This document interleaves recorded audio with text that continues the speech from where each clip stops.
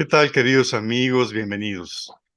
Hace tiempo, cuando se hizo público el escándalo de abusos de sacerdotes pederastas en Francia y la protección que durante años les dieron miembros de la jerarquía de ese país, una buena amiga nos comentaba su desaliento y frustración. ¿Cómo se puede confiar en sacerdotes que no solo rompieron su voto de celibato, sino que lo hicieron tomando ventaja de pequeños que confiaron en ellos por ser representantes de Jesucristo? Nos dijo. Nuestros intentos por diferenciar la fe en Dios y en la Iglesia de estos criminales con sotana no sirvieron para nada, y es que ella no era la única indignada. Evitamos usar el ridículo argumento, aunque verdadero, de que el porcentaje de pederastas entre sacerdotes es muy inferior al de ministros de otras religiones o miembros de las familias de las víctimas, como si eso fuera a consolar o a eliminar el dolor y el trauma de quienes fueron abusados o a disminuir el pecado de los abusadores. El que escandalice a uno de estos pequeños, más le vale que le cuelguen al cuello una de esas piedras de molino y le hundan en lo profundo del mar. Ay de aquel hombre por quien el escándalo viene, dijo Jesús. ¿Estaría pensando en los pederastas y sus cómplices del siglo XX y XXI? Pero este no es el único problema de la Iglesia.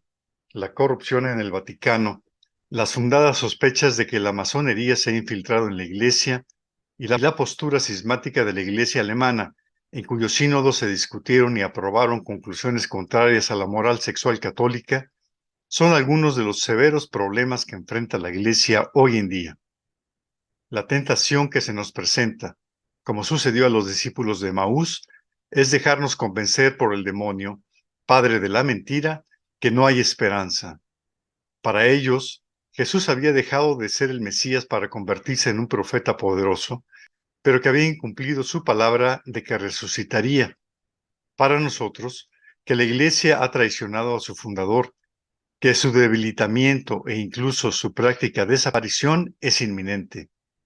Se nos puede olvidar que Jesús ya nos había anunciado que vendrían pastores falsos, ladrones y bandidos que solo vendrían a robar, matar y destruir.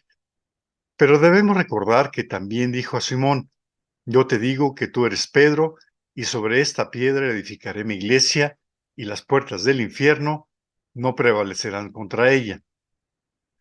La barca de la iglesia ha pasado por no pocas tormentas sin jamás hundirse. Celebramos la festividad de Santa Catalina de Siena, doctora de la Iglesia y patrona de Europa, que jugó un papel fundamental en la defensa de la sede de Pedro y la lucha por la unidad de la Iglesia. Los inicios del siglo XIV no fueron fáciles. La peste negra terminaría con cerca de la mitad de la población de Europa. La Guerra de los 100 años entre los dos principales poderes de Europa, Francia e Inglaterra, generaría un conflicto entre el Papa Bonifacio VIII y el rey Felipe IV de Francia, que estableció impuestos al clero para financiar la guerra. Su sustituto, Benedicto XI, tuvo que huir de Roma perseguido por la familia Colonna, aparentemente asusada por el mismo Felipe IV, y murió ese mismo año. El nuevo Papa Clemente V aceptó el ofrecimiento del rey de Francia de trasladarse a Aviñón, que en aquellos tiempos era un territorio papal adjunto a Francia. 70 años y 3 papas pasaron sin que la sede regresara a Roma. Gregorio XI, elegido en 1370, había prometido al Señor que si era electo, llevaría el papado de nuevo a Roma, pero incumplió. Solo él y Jesús conocían esa promesa. Catalina de Siena, nacida en 1347, había tomado el hábito de la Tercera Orden Dominica a los 15 años, tras una ruda lucha para que sus padres abandonaran la idea de que se casara. Su habitación se convirtió en su celda, en la que vivió una vida ascética de gran sacrificio. Pero Jesús le pidió abandonar lo que ella consideraba su vocación y le ordenó abrirse a la vida apostólica que incluiría a los cardenales y al mismísimo Papa. En este camino, supo que Florencia se había adherido a una liga contra la Santa Sede.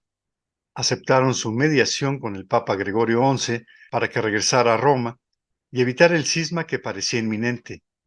Catalina le dijo: cumpla con su promesa hecha a Dios. Su determinación y ternura calaron en el Santo Padre. Le había llamado dulce Cristo en la tierra diciéndole: «Ánimo, virilmente padre, que yo le digo que no hay que temblar». El Papa quedó impresionado y se propuso volver a Roma. La santa logró, además, que Florencia admitiera la autoridad del pontífice Urbano VI, sucesor de Gregorio XI.